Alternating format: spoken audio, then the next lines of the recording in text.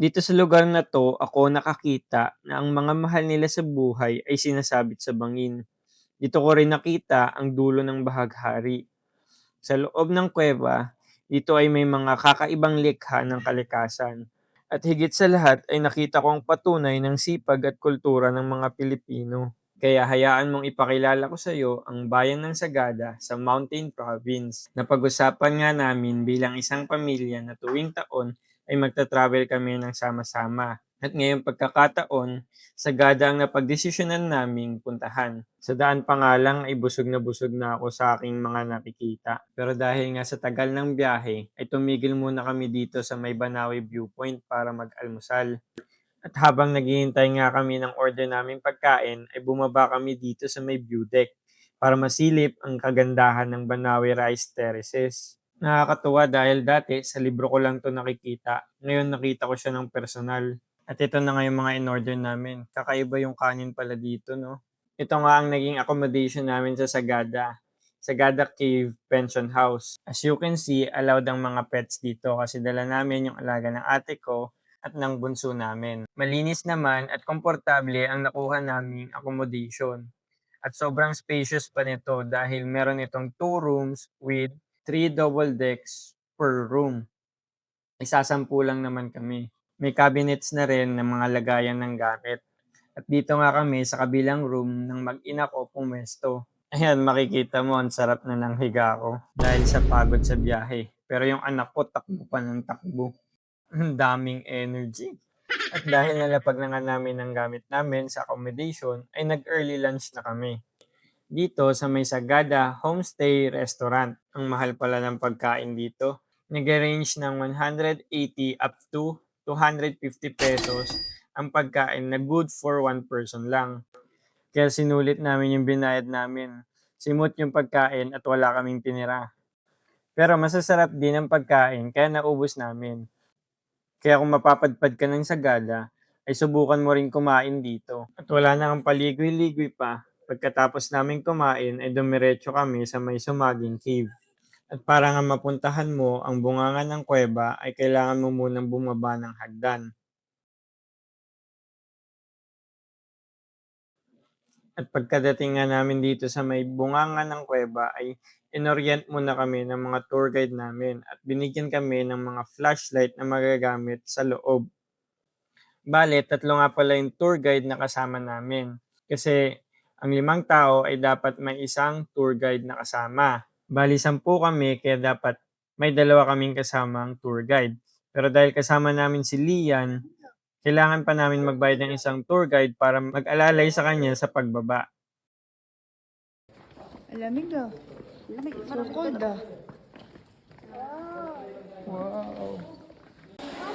Yan, panoorin nyo kung paano kami mag-struggle bumaba dito sa loob ng cave.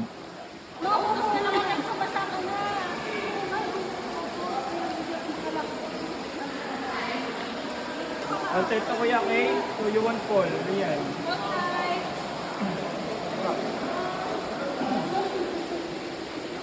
Okay lang magkasain magkulit. Ano naman dito sa umupo, babe. Umupo. Ay, kaya kong umupo. Sabing umupo pag walang aning sa daan.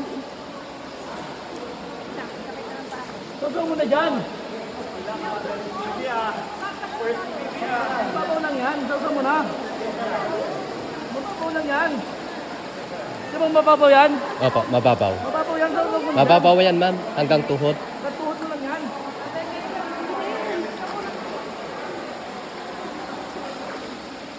Lamig, parang may hilo yung tubig!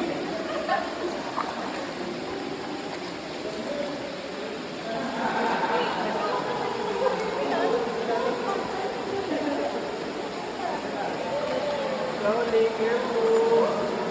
Slowly, slowly!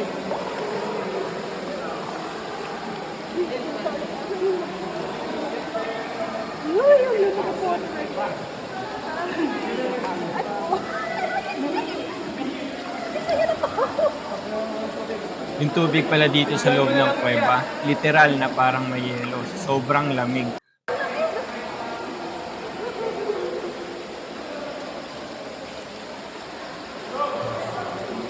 Nag-start na pa ako. Sarili ko.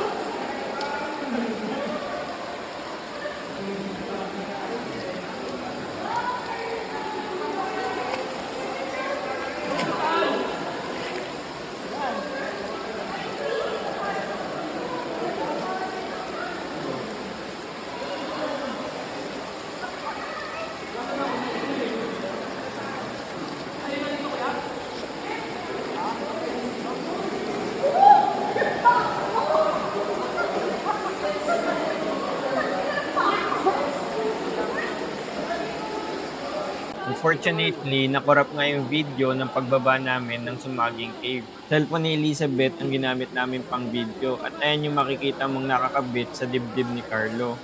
At itong video na to ay galing sa cellphone ni ate.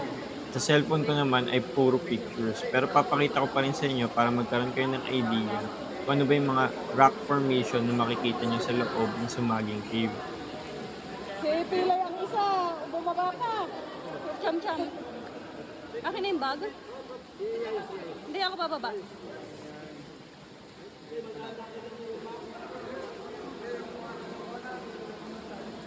Choy, dandan Choy. Spread yung paa.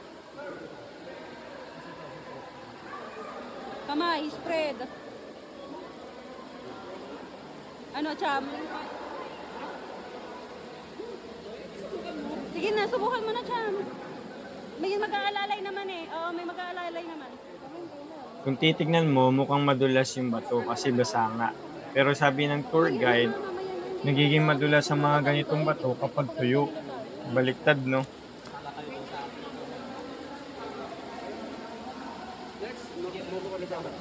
Doon ka, doon.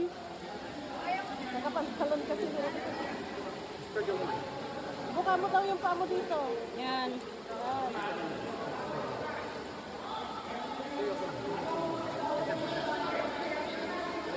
Paalalay lang kuya dyan.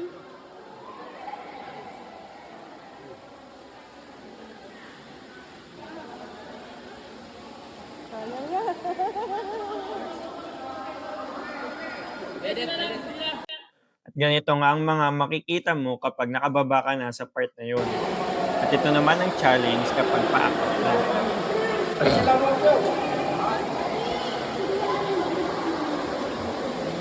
Tingin dito, ma'am. Okay na.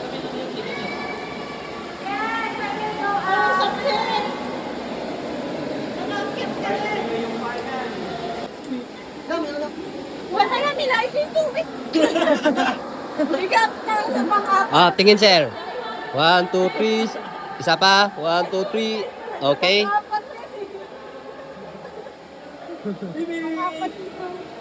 Sayang talaga at nakorap yung mga videos. Pero ito yung mga pictures namin doon sa loob ng Sumaging Cave. Nakagawa nga ng record ang baby namin na si Lian dahil siya daw ang pinakabata na bumaba dito sa loob ng cave according to the tour guides. Dahil 1 year and 10 months old pa lang siya dito. Say hello, guys. Hello. The vlog.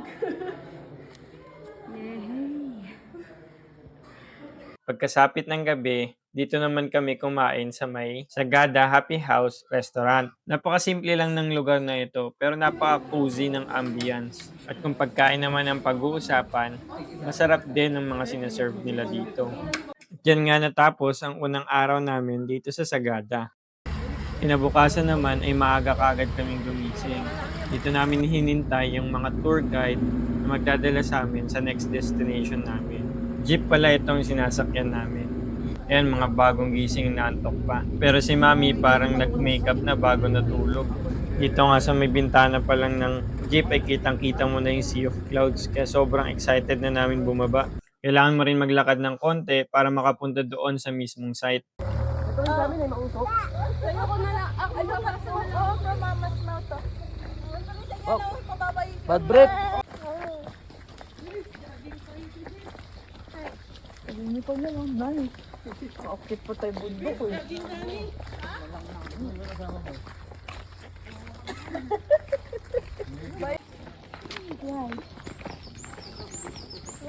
Dito tayo na. Bago ang Hindi, pagbuhin natin, 80 ka na lang. At dito narating na namin ang Pogo Viewpoint and Campsite. Kaya may mga nakikita kayong nakatent dyan. Yan, tuwang-tuwa kami dahil nakikita namin yung paghinga namin sa sobrang lamig ng temperatura. Dito sa lugar na ito, mo makikita ang napakagandang pagsikat ng araw. Kapag ganito ang makikita ko tuwing umaga, hindi siguro ko tatama rin sa pagbangon. Sa pwesto na to, dito mo makikita ang kagandahan ng bulubundukin ng Sagada. Napakalawak na hagdan-hagdan pala yan ang makikita mo dito. Patunay na ang mga Pilipino ay masisipag at mayaman sa kultura. At syempre, hindi mawawala ang TikTok sa tuktok. Napakadali na lang ng steps, di ko pa magawa-gawa, kaya nakailang takes din kami. Umupo nga rin muna kami dito sa tapat ng campfire para magpainit at umigop ng kape at sabaw ng cup noodles. Oh, wait lang. Kay Jade. Kaway. Oh. Hello. Pagkatapos nga niyan ay bumalik na kami sa bayan para makapaghanap ng mapag-aalmusalan. Kaso karamihan ng kainan dito ay sarado pa. At ang nag-iisang bukas lang ay itong 7 Days Resto Bar. Kaya dito na kami kumain. At nung nakapag-almusal na kami ay naglakad na kami papuntang Eco Valley. Dito kami dumaan sa tabi ng St. Mary's Church. Sundan mo lang ang daan dito at matutumbok mo ang entrance ng sementeryo. There's so many coffee. Wala. Oo. Oh, so many coffee. Over there pa, oh. Oh. Oh, what's that sound? No. What is that sound? Kapag nadaanan mo na ang mga puntod na ito, susunod naman na ang trail papuntang Hanging Coffins.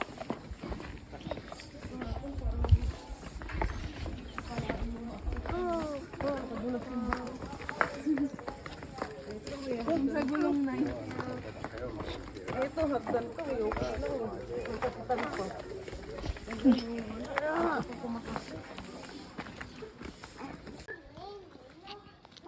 Dog! Hi, dog! Hi, doggy!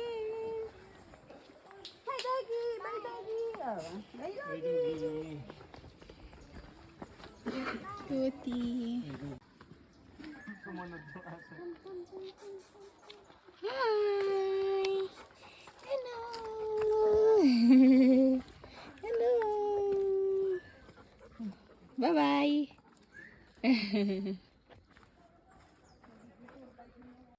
Narating na nga namin ang sikat na Hanging Coffins. Kamangha-mangha nga talagang pagmasdan ang kakaibang tradisyon ng mga katutubo nating Igorot. Isinasabit nila o kaya nilalagay sa bukana ng kuweba ang labi ng kanilang mga yumao dahil naniniwala silang mas mapapalapit sila sa mga Diyos o sa langit. At wala na ang pahinga-pahinga pa. Dumiretso na kami sa susunod naming destinasyon. Pababang trail pala ang dadaanan mo para makapunta ka ng Bumudok Falls. Kahit pababa ito ay napakahirap pa rin dahil sobrang tarik ng daan. Thank you! Wow!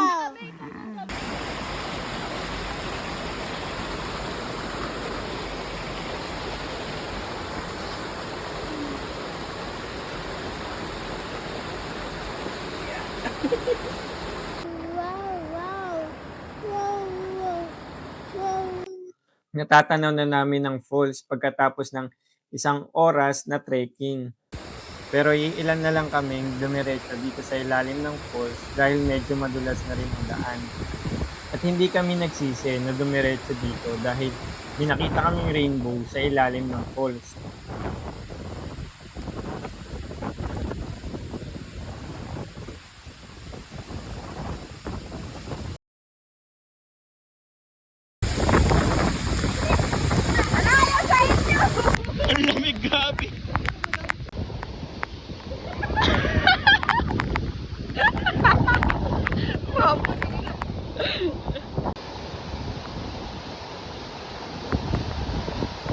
kaya hanap na mami. Yan mas maganda. Ito na nga ang pinakamahirap na part, ang bumalik sa taas.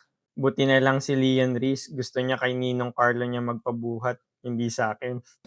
Tumigil rin nga muna kami dito sa may tindahan para makapagpahinga ng kaonti. Tapos, akyat ulit.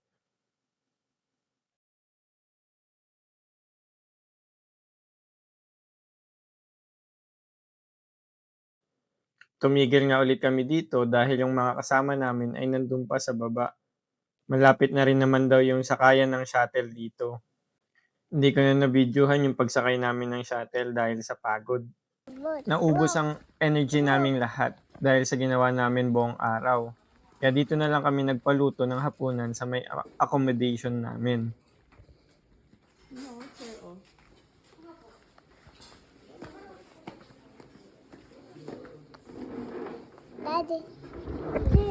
At dito natapos ang second night namin sa Sagada. Sa pangatlong araw ay pabalik na kami papuntang Maynila. Ang ruta namin ay dumaan muna ng La Trinidad at ng Baguio. Grabe pala yung daan dito, hindi ko kinaya, sobrang sigsag. Sa sobrang hilo ko sa biyahe ay nasuka na talaga ako. Dahil din siguro yun sa sobrang ganda ng tanawin, kaya napapanganga talaga ako. Di na namin pinalagpas ang pagkakataon na ma-experience ang strawberry picking dito sa La Trinidad, Benguet. Dapat yung ano, Inog, Choy. hinog. Sige, lagay mo na sa Pwede na to? yung pulang pula, Choy. Huwag yung ano. Scissor mo, baby, scissor. Scissor mo, daligaw. Scissor.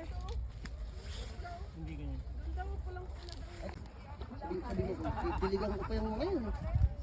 Hindi mo madiligan siya. Yung isang kamay mo, kunin mo. Yung isang Hold. kamay mo. Hold the strawberry. Hold the strawberry. Yan. Oh, videoan mo na. Hold. Kunin mo, hold mo, hold mo. Get it! Get it, Pick it, get. pick. Pick, pick. Pick one. Nice! Nice! Nice! Pero mapula. Yan, pwede. Ito ibang mayroon nito. Ito rin. Kahit maliit na mapula, pwede yung Strawberry harvest. Yes, Kita mo yung strawberry mo. strawberry harvest. Nice. Hinog na hinog. Look at guys. Pamigay mo lang naman, ilalagay mo. Ano rin, picturean mo. Saan sabi sa ilalim ng bunot, di ba? Oo, sa ilalim ng dama. Mga 6 na piraso, 1 kilo. Ito sumobra. 80 lang kilo. Mag-pick Ayoko yung malalaki masyado. Where's your strawberry? Can I see your basket? Wow, that's a lot of strawberries. Can Mama take a look at the strawberry? Wow, nice. On the way na kami to Baguio para kumain. Dahil nagutom kami kasi kami na ngayon nagbayad, kami pa yung nagpitas ng strawberries doon sa La Trinidad. Hindi kompleto ang Baguio trip mo kung hindi ka kakain dito sa Good Taste Restaurant. Kaya dito kami na lang halian.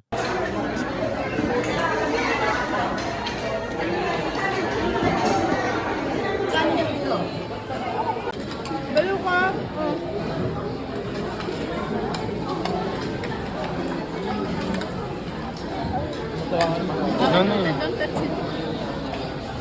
Very good.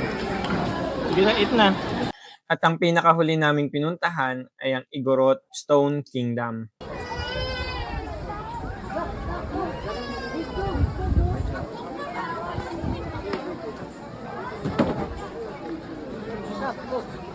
Natingin ko doon ang malaki ko sa'yo. Oh, ay, nilagay na.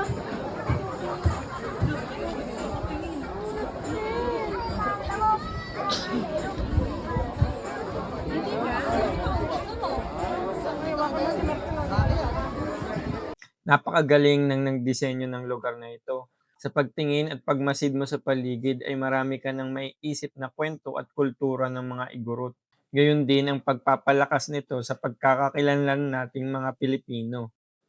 wala man akong nakitang pot of gold sa dulo ng rainbow, maituturing ko naman na tunay na kayamanan ang mga alaala na nabuo ko dito kasama ang aking pamilya.